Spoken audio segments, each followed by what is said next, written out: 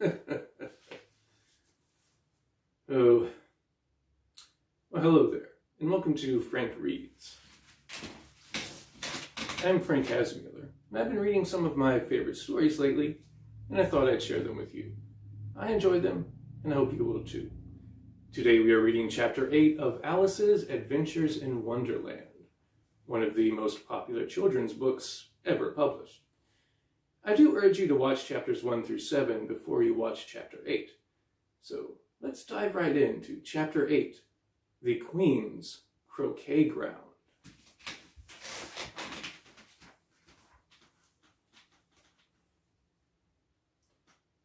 A large rose tree stood near the entrance of the garden.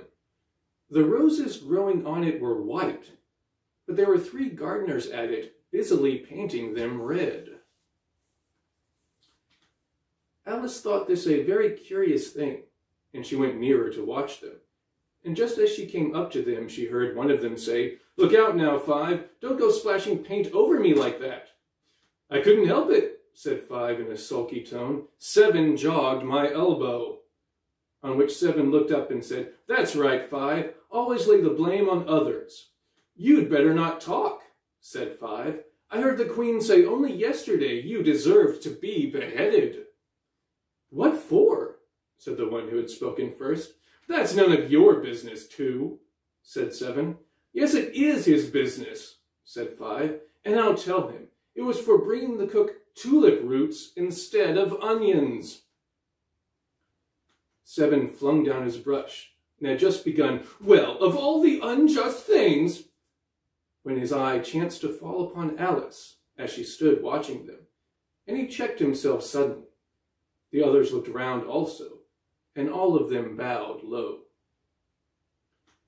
"Would you tell me," said Alice a little timidly, "why you are painting those roses?" 5 and 7 said nothing, but looked at 2. 2 began in a low voice. "Why, the fact is, you see, miss, this here ought to have been a red rose tree, and we put a white one in by mistake. And if the Queen were to find out, we should all have our heads cut off, you know. So you see, miss, we're doing our best afore she comes to—" At this moment 5, who had been anxiously looking across the garden, called out, "The Queen! The Queen!" And the 3 gardeners instantly threw themselves flat upon their faces. There was a sound of many footsteps, and Alice looked round, eager to see the Queen.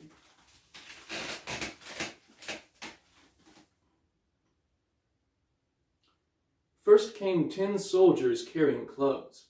These were all shaped like the 3 gardeners, oblong and flat, with their hands and feet at the corners. Next, the 10 courtiers. These were ornamented all over with diamonds, and walked 2 and 2, as the soldiers did. After these came the royal children. There were 10 of them, and the little dears came jumping merrily along hand in hand in couples. They were all ornamented with hearts. Next came the guests, mostly kings and queens, and among them Alice recognized the White Rabbit. It was talking in a hurried, nervous manner, smiling at everything that was said, and went by without noticing her. Then followed the Knave of Hearts, carrying the king's crown on a crimson velvet cushion. And, last of all this grand procession, came the King and Queen of Hearts. Alice was rather doubtful whether she ought not to lie down on her face, like the 3 gardeners, but she could not remember ever having heard of such a rule at processions. And besides, what would be the use of a procession, thought she, if people had all to lie down upon their faces, so that they couldn't see it? So she stood still where she was, and waited. When the procession came opposite to Alice, they all stopped and looked at her, and the Queen said severely, "Who is this?" She said it to the Knave of Hearts, who only bowed and smiled in reply. "Idiot," said the Queen, tossing her head impatiently, and turning to Alice, she went on. "What's your name, child?" "My name is Alice, so please your majesty." said Alice very politely, but she added to herself, "Why, they're only a pack of cards after all. I needn't be afraid of them." "And who are these?" said the Queen, pointing to the 3 gardeners who were lying round the rose tree. For, you see, as they were lying on their faces, and the pattern on their backs was the same as the rest of the pack, she could not tell whether they were gardeners, or soldiers, or courtiers, or 3 of her own children. "How should I know?" said Alice, surprised at her own courage. "It's no business of mine." The Queen turned crimson with fury, and, after glaring at her for a moment like a wild beast, screamed, "Off with her head! Off!" "Nonsense!" said Alice, very loudly and decidedly, and the Queen was silent. The King laid his hand upon her arm, and timidly said, "Consider, my dear, she is only a child."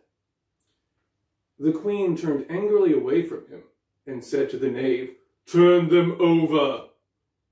The knave did so, very carefully, with 1 foot.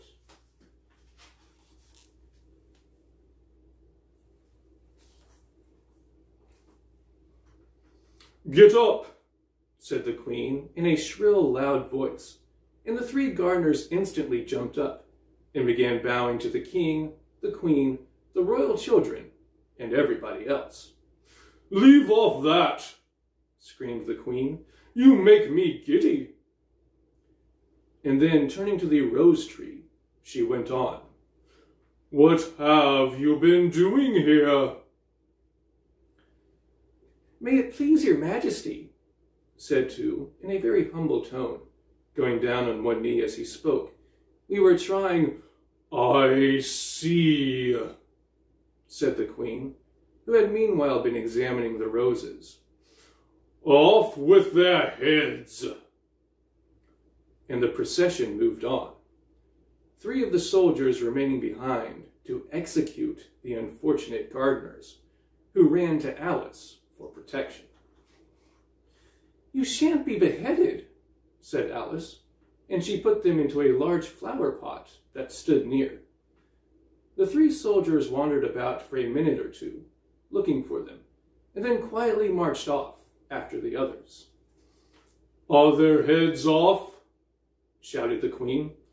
"The heads are gone, if it please your Majesty," the soldiers shouted in reply. "That's right," shouted the Queen. "Can you play croquet?" The soldiers were silent and looked at Alice, as the question was evidently meant for her. "Yes," shouted Alice. "Come on, then," roared the Queen, and Alice joined the procession, wondering very much what would happen next. It's a very fine day," said a timid voice at her side. She was walking by the White Rabbit, who was peeping anxiously into her face. "Very," said Alice. "Where's the Duchess?" "Hush, hush," said the Rabbit in a low, hurried tone. He looked anxiously over his shoulder as he spoke, and then raised himself upon tiptoe, putting his mouth close to her ear, and whispered, "She's under sentence of execution." "What for?" said Alice. "Did you say, 'what a pity'?" the Rabbit asked.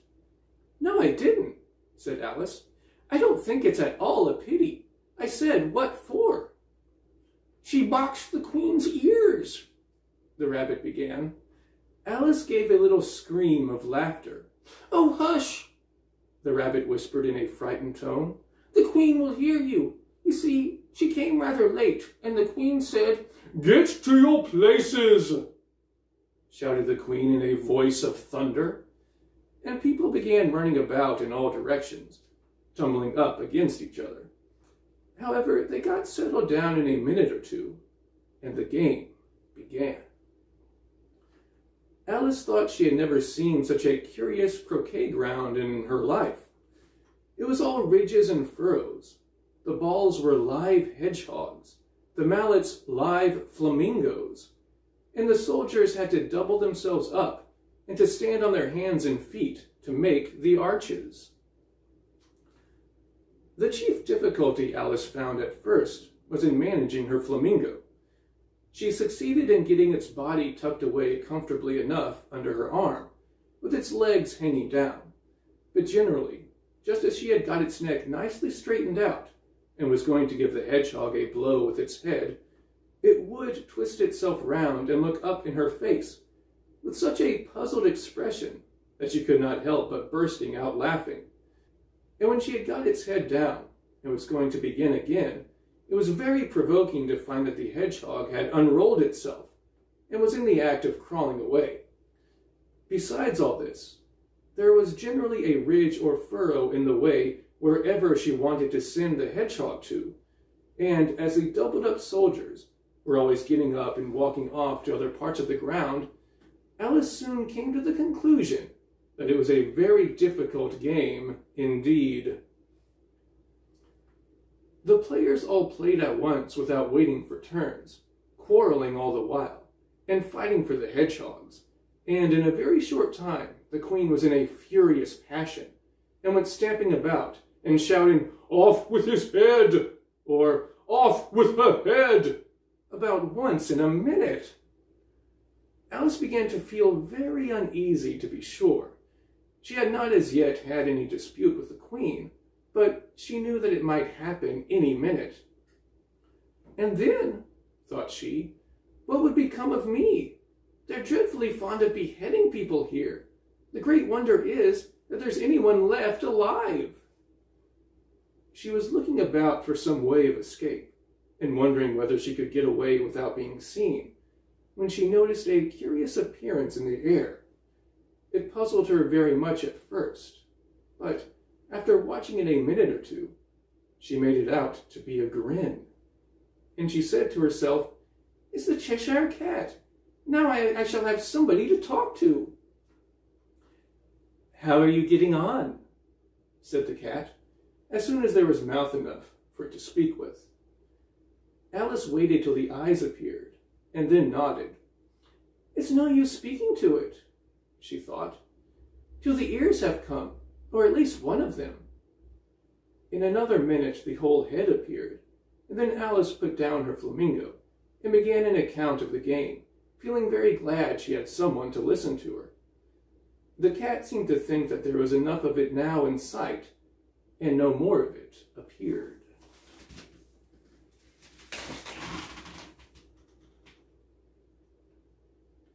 "I don't think they play at all fairly," Alice began in a rather complaining tone. "And they all quarrel so dreadfully one can't hear oneself speak. And they don't seem to have any rules in particular. At least if there are, nobody attends to them. And you've no idea how confusing it is, all the things being alive. For instance, there's the arch I've got to go through next, walking about at the other end of the ground. And I should have croqueted the queen's hedgehog just now, only it ran away when it saw mine coming." "How do you like the queen?" said the cat in a low voice. "Not at all," said Alice. "She's so extremely—" Just then she noticed that the queen was close behind her, listening. So she went on, "Likely to win? It's hardly worthwhile finishing the game." The queen smiled and passed on. "Who are you talking to?" said the king, going up to Alice and looking at the cat's head with great curiosity. "It's a friend of mine." "A Cheshire Cat," said Alice. "Allow me to introduce it." "I don't like the look of it at all," said the king. "However, it may kiss my hand if it likes." "I'd rather not," the cat remarked. "Don't be impertinent," said the king. "And don't look at me like that." He got behind Alice as he spoke. "A cat may look at a king," said Alice. "I've read that in some book, but I don't remember where."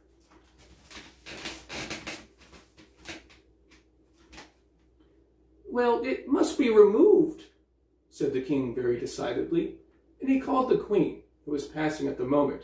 My dear, I wish you would have this cat removed. The queen had only one way of settling all difficulties, great or small. Off with his head, she said, without even looking round. I'll fetch the executioner myself, said the king eagerly, and he hurried off. Alice thought she might as well go back and see how the game was going on, as she heard the queen's voice in the distance, screaming with passion. She had already heard her sentence 3 of the players to be executed for having missed their turns, and she did not like the look of things at all, as the game was in such confusion that she never knew whether it was her turn or not. So she went in search of her hedgehog. The hedgehog was engaged in a fight with another hedgehog, which seemed to Alice an excellent opportunity for croqueting one of them with the other. The only difficulty was, her flamingo was gone across to the other side of the garden, where Alice could see it trying in a helpless sort of way to fly up into a tree. By the time she had caught the flamingo and brought it back, the fight was over, and both the hedgehogs were out of sight. But it doesn't matter much, thought Alice, as all the arches are gone from this side of the ground. So she tucked it away under her arm, that it might not escape again, and went back for a little more conversation with her friend. When she got back to the Cheshire Cat, she was surprised to find quite a large crowd collected round it. There was a dispute going on between the executioner, the king, and the queen, who were all talking at once, while all the rest were quite silent and looked very uncomfortable. The moment Alice appeared, she was appealed to by all 3 to settle the question, and they repeated their arguments to her, though, as they all spoke at once, she found it very hard indeed to make out exactly what they said. The executioner's argument was that you couldn't cut off a head unless there was a body to cut it off from, that he had never had to do such a thing before, and he wasn't going to begin at his time of life.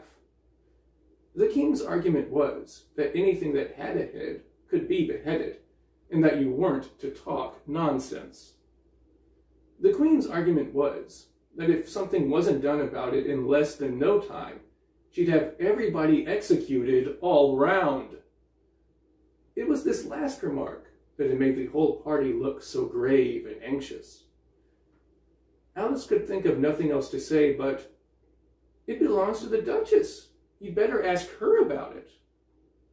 She is in prison, the queen said to the executioner. Fetch her here. And the executioner went off like an arrow. The cat's head began fading away the moment he was gone, and by the time he had come back with the Duchess, it had entirely disappeared. So the king and the executioner ran wildly up and down looking for it, while the rest of the party went back to the game. Well, that was Chapter 8 of Alice's Adventures in Wonderland. I hope you enjoyed it. I know I do. And I hope you'll join me next time for Chapter 9.